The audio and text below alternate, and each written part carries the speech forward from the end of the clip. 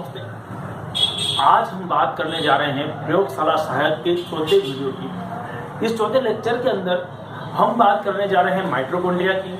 जैसा कि आप सब लोगों को पहले से पता ही है कि माइटोकॉन्ड्रिया एक प्रकार का कोशिकांग है और ये दोहरी झिल्ली युक्त कोशिकांग है। हमने इससे पहले की वीडियो में बात कर ली थी, माइटोकॉन्ड्रिया के बारे में कुछ अंश की बात करी थी और मैंने आप सभी लोगों से निवेदन भी किया था कि पूर्व के जो वीडियो है जिनके अंदर मैंने माइटोकॉन्ड्रिया के बारे में चर्चा करी है उनको एक बार अवश्य देख लीजिए। लेकिन अब प्रयोगशाला सहायक के लिए महत्वपूर्ण है माइटोकॉन्ड्रिया, तो आप सभी लोग ध्यान दीजिए। सबसे पहले माइटोकॉन्ड्रिया का मतलब क्या? माइटोकॉन्ड्रिया का मतलब होता है धागे नुमा संरचना। माइटोकॉन्ड्रिया का मतलब क्या हुआ है? धागे नुमा संरचना। देखिए, सबसे पहले बात ये आती है कि खोज करने वाला कौन है। खोज करने वाला जो है कोडिंगर है।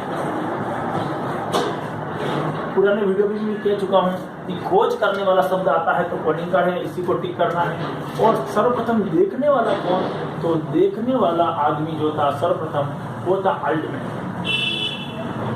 अगर कहीं पर पहली चॉइस दे रखी है, अगर फर्स्ट चॉइस दे रखी है कोडिंगर, तो आपको कोडिंगर ही सही करना है। लेकिन कहीं पर कोडिंगर शब्द नहीं है, ऐसी स्थिति में आपको क्या सही करना पड़ेगा? अल्टमैन सही करना होगा। देखिए, माइटोकॉन्ड्रिया की जब खोज हो रही थी तो किसमें हुई? तो खोज जो थी वो कीटों के पंख में हुई। किसमें हुई? कीटों के। माइटोकॉन्ड्रिया की खोज कीटों के पंख में हुई। किसने करी है? कोलिंगर ने करी है। अब आखिरकार अल्टमैन ने क्या किया? तो अल्टमैन ने तो देखा है। अल्टमैन ने क्या किया? अल्टमैन ने देखा है। अल्टमैन द्वारा माइटोकॉन्ड्रिया को माइटोकॉन्ड्रिया नहीं कहा।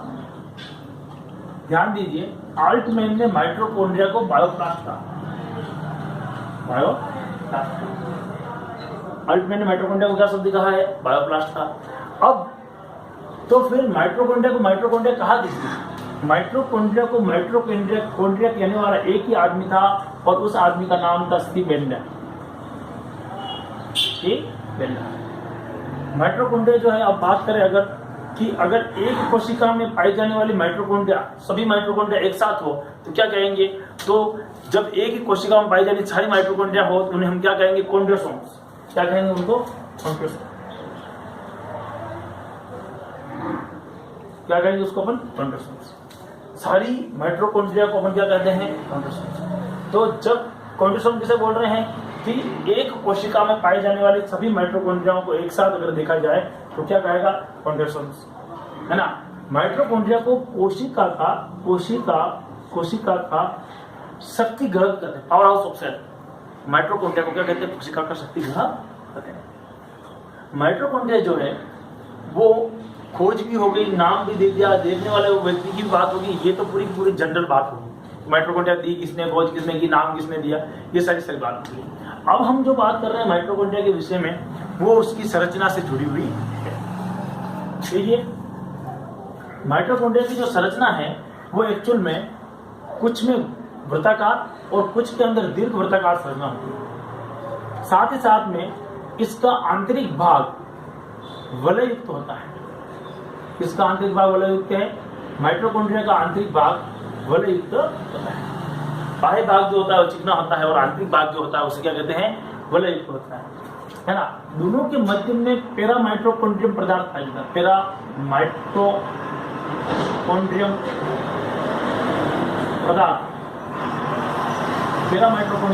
पाया जाता है। और माइटोकॉन्ड्रिया का जो ये भाग है, अगर हम बात करें एक उभार का, उंगली जैसे उभार का, तो इसे एक को कहते हैं क्रिस्टा। एक को क्या कहेंगे? क्रिस्टा। और सभी को कहेंगे क्रिस्टी। सभी को क्या कहेंगे? क्रिस्टी। माइटोकॉन्ड्रिया के एक भाग को कहेंगे क्रिस्टा और सभी को क्या कहेंगे? क्रिस्टी। उसके ऊपर पाई जाने वाली संरचना कौन? उसके ऊपर पाई जाने वाली संरचना कौन? इसे कहते हैं ऑक्सियोसोम।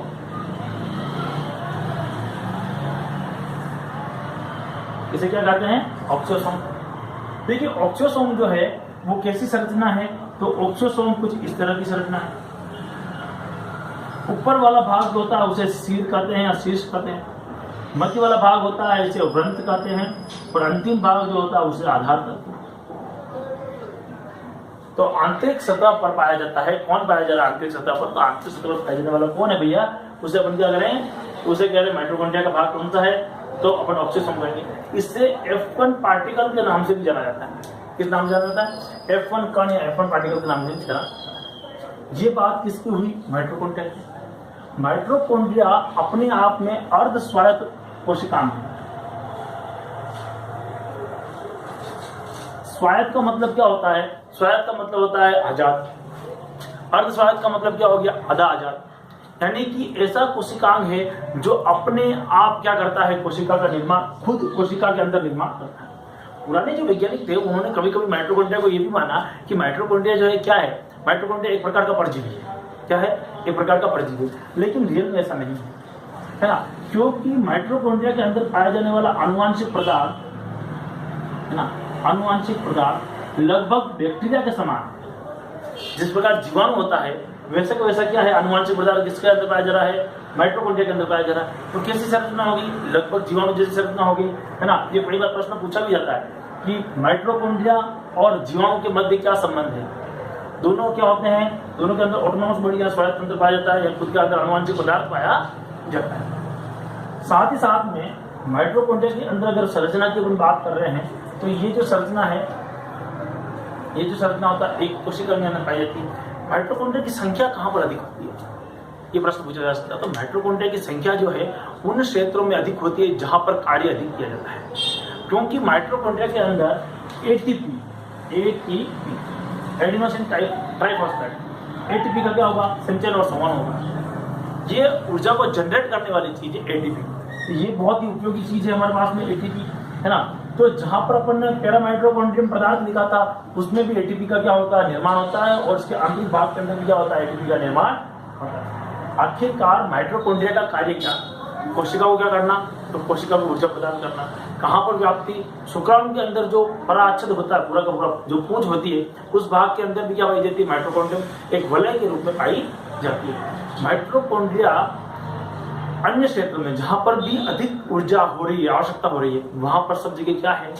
माइटोकॉन्ड्रिया है। ध्यान देने वाली बात यह है, इसके अंदर के कीटों के अंदर खोज करने वाला पॉलिंगर था और अल्टमैन ने इसको देखा था सबसे पहले।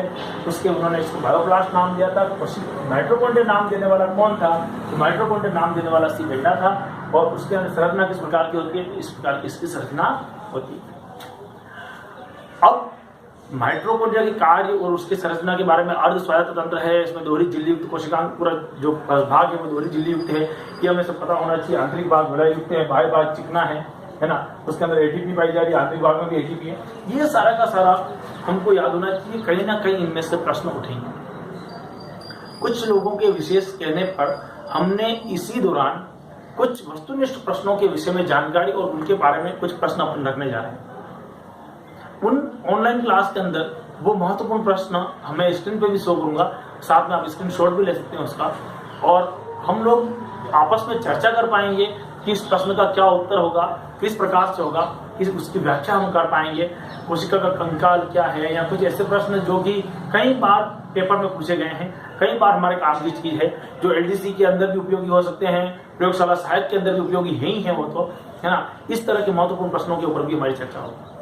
अगला जो वीडियो आ रहा है वो कोशिका के अगले भाग यानी कि हरित लवक पे आ रहा है, और हरित लवक के साथ साथ में मैं कारक को भी दूंगा। तो आप सभी लोगों से मेरा यही गुजारिश होगी और यही मेरी कामना होगी, आप सब लोग अगर आपको हमारे वीडियो में कहीं पर भी ऐसा लगे कि हमारा महत्वपूर्ण है कहीं पर भी, तो इसे सब्सक्राइब कर लें। और अगर आपको लगे कि वीडियो में दम नहीं है, या इसको और भी ज़्यादा इम्प्रूव करने की आवश्यकता है, या इसमें कुछ अलग से कुछ ऐड करने की आवश्यकता है, तो नीचे कमेंट बॉक्स है, उसमें आप मुझे लिख सकते हैं कि इसमें ये संशोधन करें। क्योंकि देखिए, जब तक आपकी तरफ से रिस्पॉन्स हमें पावरफुल नहीं मिलेगा तब तक हमें एक सुचारू रूप से चलने में ही लगेगा। और गति का नियम भी कहता है कि जब तक बाह्य बल नहीं लगता तो वो वैसा का वैसी स्थिति में रहना चाहता है। अगर आपका बाह्य बल लगेगा तो आपको कुछ चेंज लगेगा कि इसको परिवर्तन करना है, इसमें ये बदलाव होना है, तो मैं बेशक उसमें परिवर्तन और बदलाव करूँगा। फिर भी आप सभी लोगों का तहे दिल से धन्यवाद कि आप सब लोग मुझसे जुड़े हैं इतने दिनों से।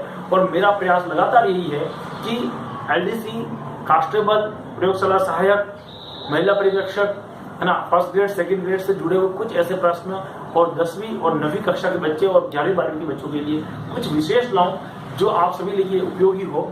आप सभी लोगों को एक बार फिर से तहे दिल से धन्यवाद और यही कहूँगा कि अगर आपको लगता है तो आप सब्सक्राइब जरूर कीजिए। जय हिंद।